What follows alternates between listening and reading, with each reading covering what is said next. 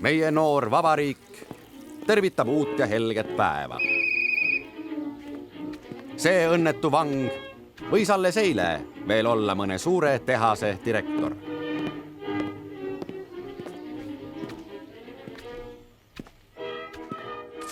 Siin näeme pabulaid pühkivaid kojanaisi ja üht kärmet kärumeest.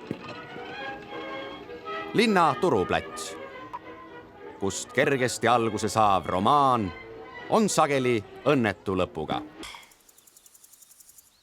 Kuule, Eidi, kui ma oleks luuletaja, Mis, sina või? siis mul poleks topkit vajagi. Joobuks sitasid ikka laulust ka. Vaata, lapsuke, selliseid pilte nimetatakse pornograafilisteks. Oi, Roik, see maksab ju meile kunstnikele toetust. Miks nad siis töid nõuavad?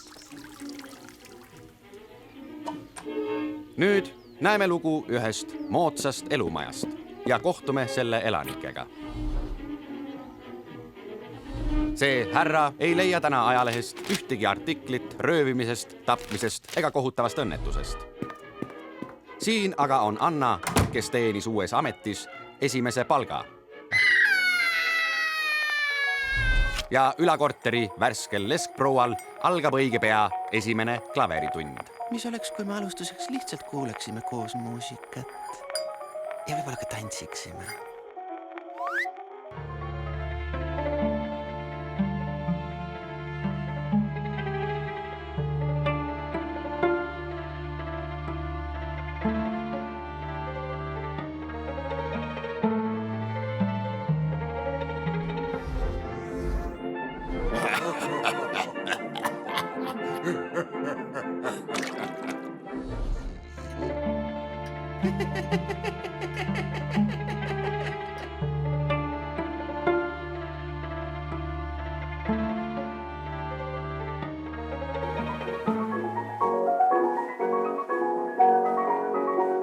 Ära kurvasta.